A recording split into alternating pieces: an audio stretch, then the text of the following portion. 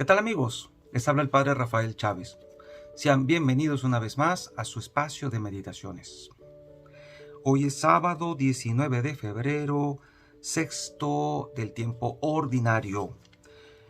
Hoy dediquémosle este día sábado a la Virgen María. En el nombre del Padre, del Hijo y del Espíritu Santo. Amén. Concédenos, Dios misericordioso, auxilio en nuestra fragilidad, para que quienes celebramos la conmemoración de la Santa Madre de Dios, con la ayuda de su intercesión, nos veamos libres de nuestras culpas. Por nuestro Señor Jesucristo, tu Hijo, que vive y reina contigo, en la unidad del Espíritu Santo y es Dios por los siglos de los siglos. Amén. Y hoy seguimos con la carta del apóstol Santiago, capítulo 3, versículos del 1 al 10. Hermanos míos, que no se pongan tanto de ustedes a enseñar como maestros, pues a los que enseñamos se nos juzgará con mayor severidad. Todos fallamos en muchas cosas, y quien no falla al hablar es hombre perfecto, capaz de dominar todo su cuerpo. Piensen que a los caballos les ponemos el freno en el hocico para hacerlos obedecer y para dirigir así todo su cuerpo.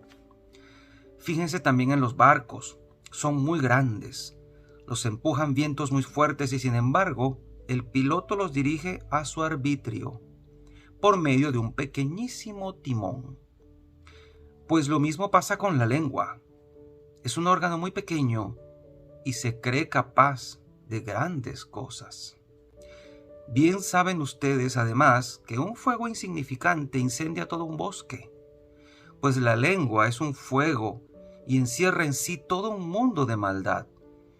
Es uno de nuestros órganos y sin embargo contamina al cuerpo entero. Prendida por el infierno, incendia todo el curso de nuestra existencia.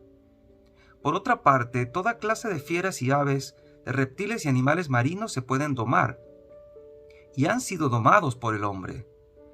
Pero ningún hombre ha podido domar la lengua, que es una constante amenaza, cargada de veneno mortal. Con la lengua bendecimos al que es nuestro Señor y Padre, y con ella maldecimos a los hombres, creados a imagen de Dios. De la misma boca salen bendiciones y maldiciones. Hermanos míos, esto no debe ser así. Palabra de Dios, te alabamos, Señor. Salmo 11. Tú nos guardarás, Señor.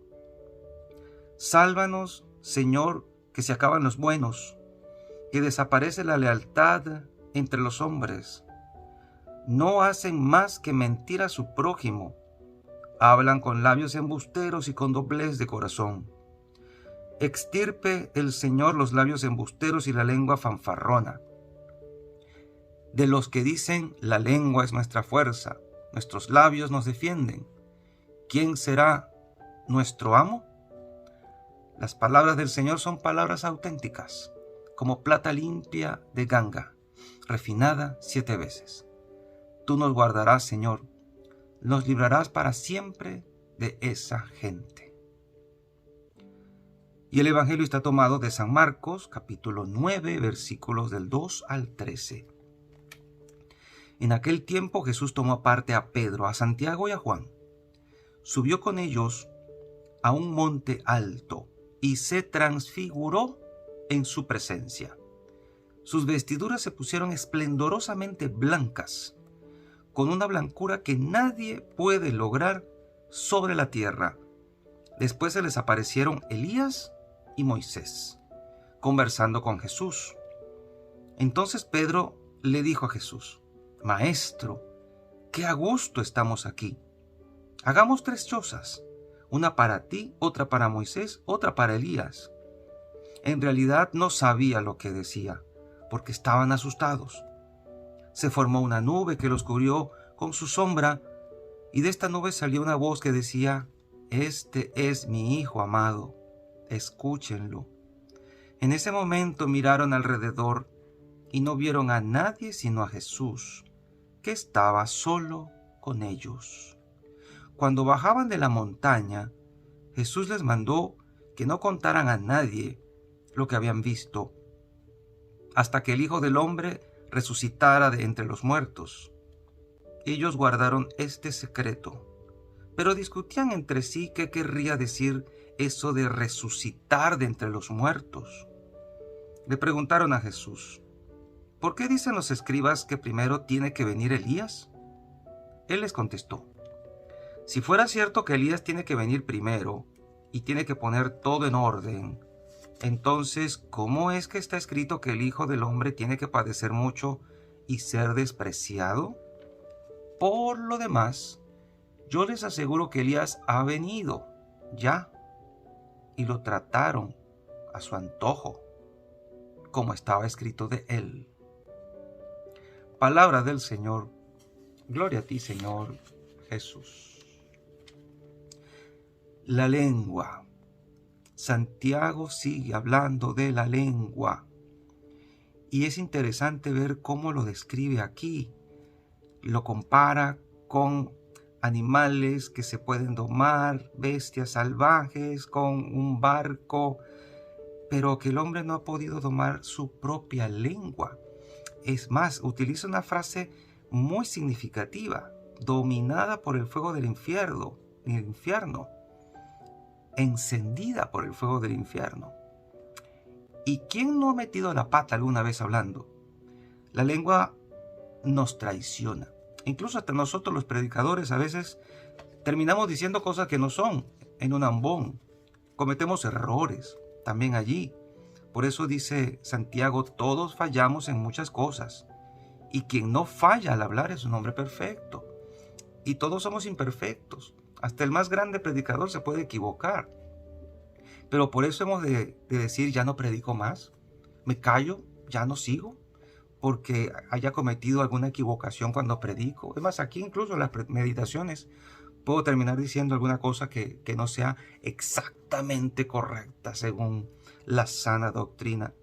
Pero Dios sabe nuestra intención, Dios la conoce. Y lo que no podemos permitirnos es seguir evangelizando y seguir enseñando lo que nosotros sabemos para poder dejar a las próximas generaciones una herencia de fe, de vida, de conocimiento a nuestra altura, a lo que podamos dar. Hay gente que dice: en boca cerrada no entran moscas. O sea, ciérrate pico. En fin, nos vamos a callar para decir, como la lengua está inflamada por el fuego del infierno, lo mejor es quedarse callado y no decir nada. Pero esto es imposible también. No podemos dejar de comunicarnos. En la casa no podemos dejar de hablar, pero sí hacer lo posible para que no seamos de esos que primero dicen y luego piensan, sino que primero pensamos y luego decimos. Ser prontos al pensar y lentos para hablar, prontos para escuchar. Hay gente que no escucha, que está muy ligera para soltar la lengua con lo primero que se le viene encima. Y gente que dice: yo soy sincera, yo sí digo lo que se me viene porque yo soy sincero. Hermano, a veces la gente que dice ser sincera, lo que es imprudente. Y no se vale decir las cosas así sin filtro, porque puede hacer mucho daño. Date cuenta de lo que estás diciendo. Palabra que se dice es palabra que no se puede recoger. Es como el agua derramada. No se puede volver a recoger, y aunque la recojas, no siempre está igual, ya está sucia y no en la misma cantidad. Ten mucho cuidado con las palabras que dices. Cómo tratas a tu esposa, cómo tratas a tus hijos, qué les dices, porque esas palabras, sobre todo cuando salen de un padre o de una madre, hieren en lo más profundo y causan un daño terrible. Por palabras mal dichas se puede encender una guerra. Por palabras mal dichas se puede terminar un matrimonio. Por una palabra ofensiva, una amistad se puede terminar. Cuánto daño no has hecho tal vez a través de ella. Has criticado, has difamado, has chismeado, has mentido, has ofendido, has blasfemado, has maldecido, y con esa misma boca terminas bendiciendo a Dios, haciendo tus oraciones. Por un mismo grifo no puede salir agua sucia y agua limpia. Pensemos en eso y utilicemos nuestra lengua para bien y no para mal, como dice el apóstol. Esto no debe ser así. Uno de los elementos más significativos de un hombre o una mujer religiosos es cómo habla, cómo dice, cómo se expresa. ¿Quieres conocer a un hombre religioso, a una mujer religiosa? Date cuenta en sus palabras y en cómo habla. Además, vimos aquí en Marcos también a un hombre que también tenía este problema de hablar de más y hablar inoportunamente. Sí, de ese mismo, Pedro. ¿Cuántas cosas llegó a decir a deshora, a destiempo? Y unas veces movidos por el Espíritu Santo, otras veces se dejó mover por el fuego del infierno. Cuando le dijo a Jesús, hablando del sufrimiento y de la cruz, eso no te puede pasar a ti. Ahí nos damos cuenta de que Pedro también falló en muchas cosas al hablar. Y aquí aparece en el episodio de la transfiguración, un episodio que por sí solo tiene mucho contenido para hablarlo por separado. Es el momento en el que Jesús se deja ver en su divinidad delante de los apóstoles muy específicos, Pedro, Santiago y Juan, en aquel monte, para advertirles que lo que venía tenía que pasar, pero que vieran el trasfondo divino de todo esto. Él era hombre, pero era Dios también, y que todo iba a acabar en resurrección. Una cosa que ellos no terminaban de entender, que es eso de resucitar de entre los muertos. Y en medio de toda esta manifestación fabulosa, hermosísima, inexplicable para ellos, donde ven incluso a personajes del Antiguo Testamento, Elías y Moisés, Pedro también suelta la lengua. Y lo que se le ocurre decir es: qué bien se está aquí, hagamos una choza. Y algunos autores dicen que Dios estaría mirando para abajo diciendo: Pedro, cállate la boca, Pedro, haz silencio y escucha lo que estoy diciendo, deja que Jesús explique. Y Pedro embelesado ahí, queriendo quedarse ahí para siempre. Porque cuando uno está en un momento de estos digamos, de contemplación, de plenitud en la oración, uno quiere quedarse allí, no quiere quedarse allí. Y Pedro se dejó llevar otra vez por su emotividad. Quedémonos aquí, pero es importante ver que Jesús lo hizo para animarlos en medio de la inminente crucifixión que estaba a punto de padecer y lo que iba a conllevar eso, ¿no? El dolor, la persecución, la agonía, el miedo que se les venía encima. Jesús quiso darles este aliciente. No se lo digan a nadie, por lo del secreto mesiánico. Y luego ellos allí, después de que todo pasa, de que tienen que bajar, de que la transfiguración sucede, pero ya solo queda Jesús solo, ellos como que están pensando de qué se trata todo eso, se cuestionan acerca de la resurrección y vuelven otra vez a las preguntas extrañas que se hacen los apóstoles. Ven a Elías, pero dice: ¿cómo es esto de que Elías tiene que venir primero?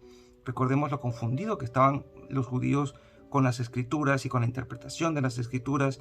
Y Jesús le dice: si fuera cierto que Elías tiene que venir primero y tiene que poner todo en orden, entonces, ¿cómo es que está escrito que el Hijo del Hombre tiene que padecer mucho y ser despreciado? A veces tenemos que dejar que alguien nos explique las escrituras, porque por nosotros mismos no vamos a entenderla completo. Necesitamos que alguien nos lleve a la comprensión de las escrituras, y Él les explica aquí. Elías ya vino y lo trataron a su antojo, como está escrito.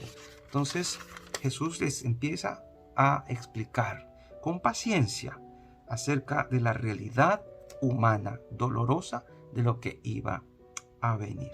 Pidámosle mucho al Señor que ante los momentos difíciles nosotros podamos tener los ojos y los oídos abiertos para escuchar la verdad en medio de todo lo que en palabras se esconde, de lo que está detrás del misterio.